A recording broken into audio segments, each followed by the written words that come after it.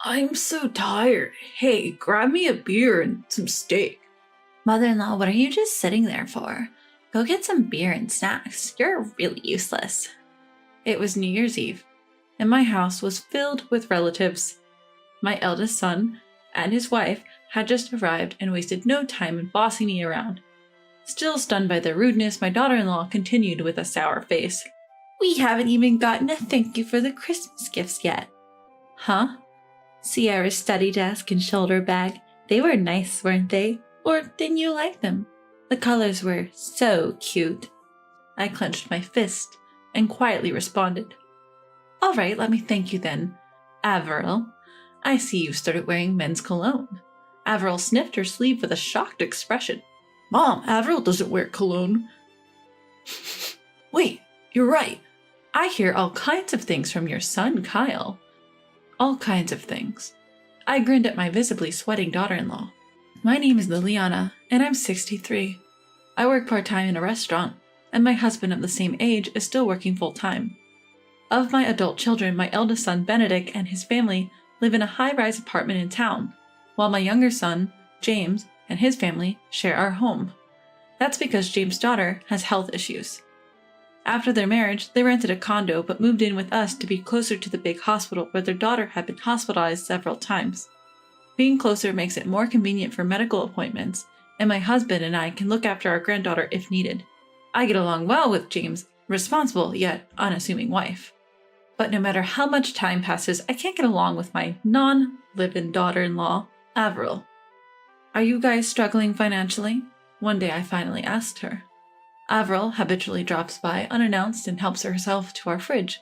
That day she was stuffing an array of high-end hams, fruits, and vegetables into her bag. Don't lump us in with James and his wife. We have college and grad school degrees, you know. So you won't mind leaving some for us? It's just a little food. We're spending a fortune on Kyle's entrance exams. In the end, she took canned and ready-to-eat foods too. My husband and James returned from a day out to find the fridge empty and were bewildered, but we couldn't tell Avril to stay away and just put up with it. One day, I came home from work and went to my dresser, only to find my jewelry box empty. James's wife wouldn't just take my jewelry without asking. When I asked Avril, she texted back, I borrowed them. But then, no word from her for 6 months. I couldn't take it anymore and called her. Avril, can you return my pearl necklace and diamond earrings? They're heirlooms from my mother. I'd like them back. Oh, I lost them. You lost them? Sorry. I'll return them if I find them. I was at a loss for words, too drained to even complain as I hung up the phone. I didn't want to blame her too much. It felt like bullying my daughter-in-law, and that made me uncomfortable. I convinced myself I'd given the money to her and let it go. I had been putting up with Avril's antics because I didn't want to make a fuss. But then, something happened that pushed me over the edge. One day, I went to the department store with my second son and his wife. We were shopping for a shoulder bag and a study desk for our granddaughter who was starting elementary school. The shoulder bag section had everything from simple colors like red, blue, and yellow to more vibrant shades like lavender and pink. My granddaughter picked a simple red bag. Sierra, are you sure about this one? Yep. It has cute hearts and butterflies on it. All right, let's go with this. We also picked out a nice sturdy desk with a beautiful wood grain and plenty of storage. Both items would be delivered around Christmas. We left the department store in high spirits. Then Christmas Eve came.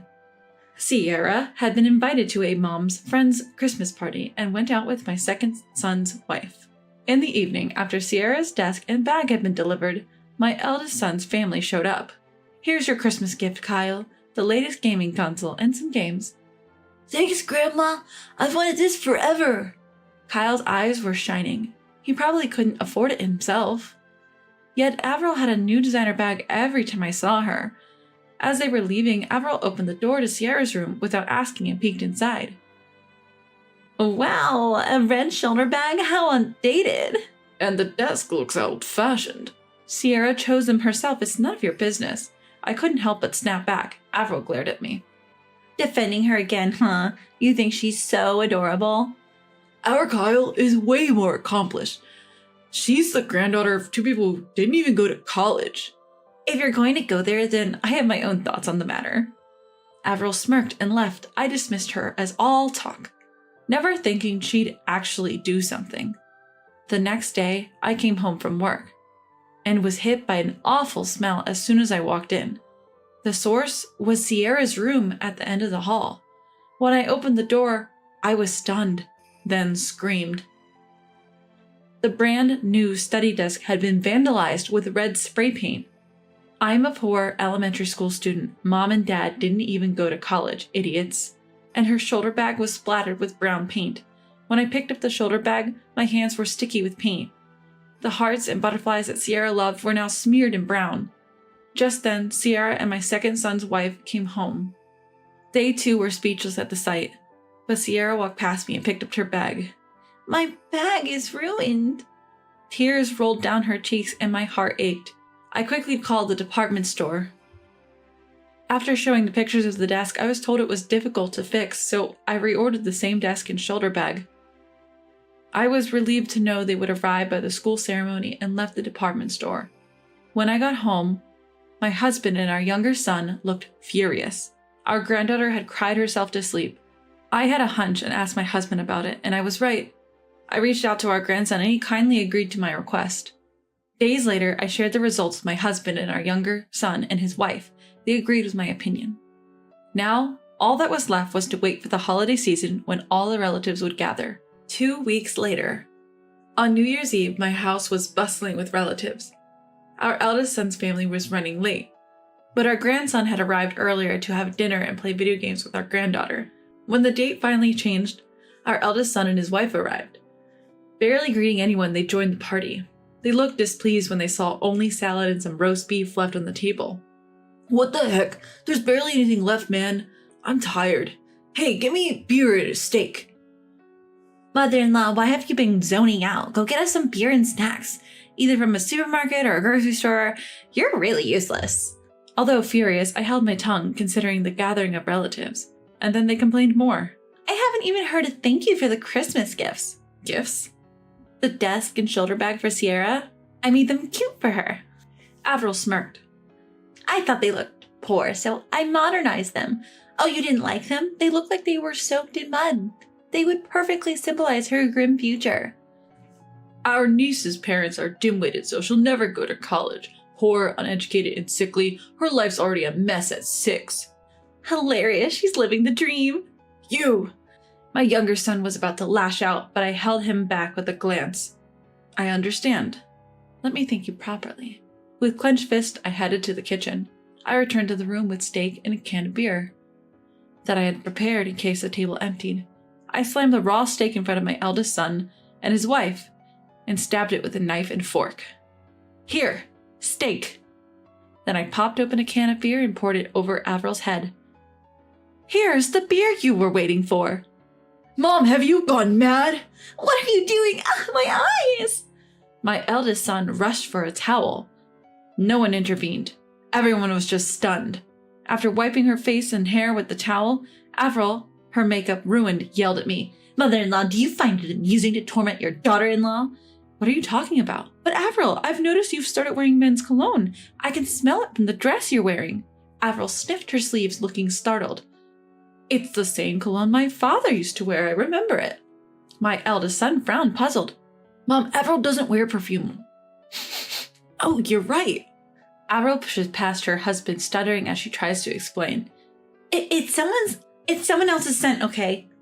Even though you came in the car, I shoot Avril a sharp look. I've heard quite a few things from Kyle, you know. Quite a few things. It's winter, but Avril is sweating. Her husband presses her. So you were at your high school reunion overnight, right? Why wouldn't you believe your own wife over your mother? The room goes silent except for the voices of the arguing couple. The relatives who were chattering moments ago have gone quiet, now keenly observing the marital dispute. Just then, my grandson walks in. He nods at me and speaks to Avril. Mom, you're close with your private tutor, aren't you? Do they teach at your alma mater? Yes, they do. To get into prestigious middle school, you need connections, even with teachers. Is that so? Their son slyly takes out his phone and presses the playback button before setting it next to the raw meat. Averil's voice soon fills the room. Oh, stop. Not now. Kai will be back soon. We're fine, don't worry.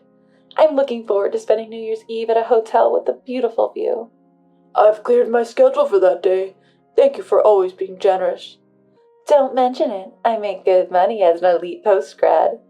The room starts buzzing again, and her husband's face turns beet red. I just remembered an urgent matter. As Avril tries to sneak away, her husband grabs her arm. You're cheating on me with that college student? So what if I am? I'm young and successful. Men are naturally attracted to me. Avril becomes defiant. I could have earned more than you if it weren't for Kyle. You think you're so great just because you earned a bit more with just a bachelor's degree? She seems to realize she's misspoken. Kyle did nothing wrong. She tries to hug her son from behind to cover her slip, but he shakes her off. I wasn't planning on divorcing you. We still have entrance exams to think about. At the mention of entrance exams, her husband's expression changes.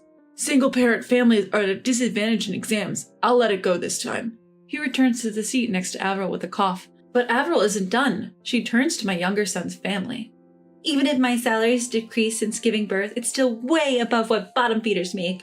She gazes smugly at my younger son's family, who are politely enjoying the roast beef. That's right, comparing us super elites to you barely middle-income folks is just sad. We live in a penthouse. We're at a different level. Honestly, I'm not too keen on letting our kids hang out. I couldn't help but laugh at Avril's pompous statement. What's so funny, mother-in-law? That's rude. I'm sorry, but when people with zero class say something, it's laughable, don't you think? No matter if you're a high school grad or a dropout, there are many out there who are far more decent than you. I looked at my eldest son, sighed, and touched my cheek. Don't you feel embarrassed doing this in front of Sierra and Kyle? Would you just stop? Avril stood up, pointing at the younger son and his wife. Fennec and I work at prestigious companies, not some rundown factories like you people. Kyle will surely get into an elite middle school. We are the chosen ones. And yet you both got fired from those prestigious companies. The room went tense. How do you know that? Avril mumbled. Can you believe he got fired after all that bragging? His younger brother, who works hard as a loving wife, is way more respectable. And to think he acted so high and mighty with that innocent face. Avril looked down at me, stunned, and asked in a raspy voice, How did you know, Mom-in-law? Didn't you know? My sister is the CEO where you worked. She told me you both were let go for bullying your colleagues. Gasps filled the room. The eldest son and his wife, the momentum they had until just now disappeared. Now they are crouching, hiding their pitiful faces. What about the lawsuit from your subordinate for causing depression? They recorded your verbal abuse. Avril glared at me, grinding her teeth. We'll get the best lawyers. And we still have Kyle. She moved to her son and laughed triumphantly. My son was already chosen for a scholarship. A bright future is guaranteed if you have capable parents. Right, Kyle? What are you talking about, Mom? Kyle spoke, clearly annoyed. The scholarship was my doing, while you were too busy with your private tutor. Let me choose my own path. Avril went silent, a sour look on her face. I'm leaving this family, Kyle announced. What? I talked to Grandpa in Detroit. I'm moving there. Don't you dare make decisions on your own. Ignoring his father's shout, Kyle pulled out his phone. I can't live with these kind of people. I'll go crazy. He showed a video to the relatives gathering around. In the video, my eldest son spray-painted on his niece's study desk, yelling, Woohoo! I'm going to repaint my niece's poor shoulder bag into something stylish. It's like muddy water, so it's fun. Avril was also there, splashing brown paint on a shoulder bag. This is just insane. The relatives frowned and shook their heads. Even with their education, they're awful people. Being highly educated doesn't make you a decent person. At those accurate words, the eldest son and his wife fell silent and looked down. My grandson continued his rant. So you got fired, and now you're planning to make Grandpa pay for my tuition? You think it's his duty to support his grandchild? You worry about losing your financial support if I move out, right? Yeah, no more fun money. We won't even be able to buy clothes if unemployment runs out. Before worrying about that, think about the legal fees. When I offered this scathing advice, Avril paled significantly. We need money even to settle out of court. Benedict, what are we going to do? The eldest son, who had turned as white as a sheet, clung to me. Mom, lend me some money. We're family, aren't we? You are Benedict's mother, aren't you? After everything you've done, you've got the nerve to ask. You've got some nerve. Ignoring his parents who were being berated by the relatives, the grandson went back to his video games. Eventually, the party ended and one by one the relatives left. The eldest son and his wife, who had been abandoned by their son, snapped back to reality when only the second son and his family remained. They lashed out at me. You're destroying our family, that's really low. How could you use your grandson to set up your son like this? Are you even a mother? If you have something to say it now. This is your last chance. What? From now on, don't step foot in our house. My husband took over from there. We want to cut ties too, but since we can't disown you, we've made a notarized document. You're cut out of the inheritance. This seemed to finally shock them. My eldest son held his head in his hands and groaned. Averil's eyes filled with tears as she began to tremble. And for good reason. Our estate is significant, including a considerable amount of land and rental income from condos and apartments. I'll say it again. Benedict gets nothing from the inheritance. You'll have to figure out a living expense and legal fees for yourself. Don't bother us anymore. You're a nuisance. With these cold words, the eldest son and his wife were devastated. They had been living comfortably in a high-rise apartment downtown until the layoffs came. They couldn't afford the management fees and moved to a cheaper apartment. However, our relatives who lived in the same town spread rumors about them, so every time they went out, they got badmouthed and had to sneak around even to go shopping.